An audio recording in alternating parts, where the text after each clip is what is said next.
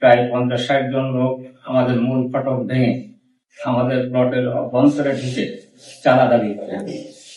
তারা চাঁদা দিতে অস্বীকৃতি করায় তারা আমাদের সাইড ইঞ্জিনিয়ার, আমাদের সিকিউরিটি ইনচার্জ এদেরকে এবং ঠিকাদার প্রতিষ্ঠানের কন্ট্রাক্টর ছিলেন তাদেরকেও প্রচন্ড রকমের মারধর করে যখন করে।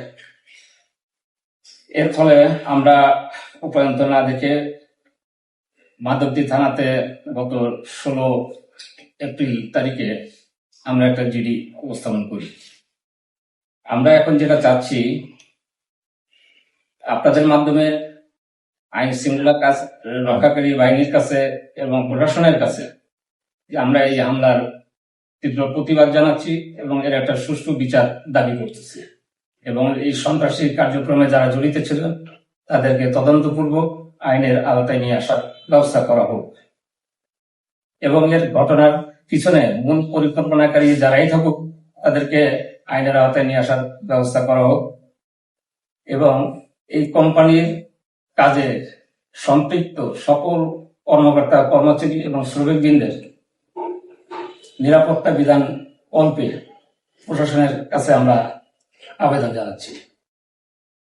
আমরা আশা করব যে বৃহৎ শিল্প প্রতিষ্ঠান অত্র এলাকায় যদি প্রতিষ্ঠিত হয়, অত্র এলাকায় প্রায় 5 থেকে 5,500 শ্রমিক কর্মচারীর একটা কর্মসংস্থানের ব্যবস্থা হবে এবং জাতীয় রাজস্বতে আমরা একটা ভূমিকা থাকবে। এইসব কথা চিন্তা করে সরকারের প্রশাসনিক যারা কর্মকর্তা আছেন তারা এগুলো সুষ্ঠু তদন্তপূর্বক যারা সন্ত্রাসী কার্যক্রমের সাথে জড়িত তাদেরকে আইনের আওতায় এনে দৃষ্টান্তমূলক শাস্তির ব্যবস্থা করুক এবং আমাদেরকে নিরাপত্তা প্রদান করুক এবং শিল্প প্রতিষ্ঠানে আমাদেরকে সহযোগিতা করার জন্য বিনীতভাবে জানতে পারিনি, তবে তারা তদন্ত করছে এটুকু জানি। আমরা পাইলিংয়ের কাজ শুরু করছি।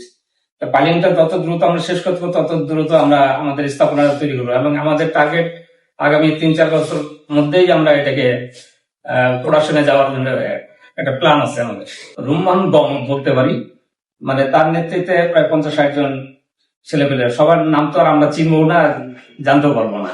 একজনকে জানতে পেরেছি, চিনতে পেরেছি, সেই হিসাবে বললাম। 1 লাখ টাকার মতো, 30 লাখ টাকার মতো, এবং আমাদের ওখানে লুটপাট করেছে, আমাদের কিছু নথিপত্রও তারা নিয়ে গেছে, করেই তারা ঢুকেছে অবৈধভাবে। এটা তো অবৈধ কমপ্লিটলি, কারণ আমার প্রতিষ্ঠানে ঢুকতে গেলে আমার অনুমতি তো নিতে হবে না।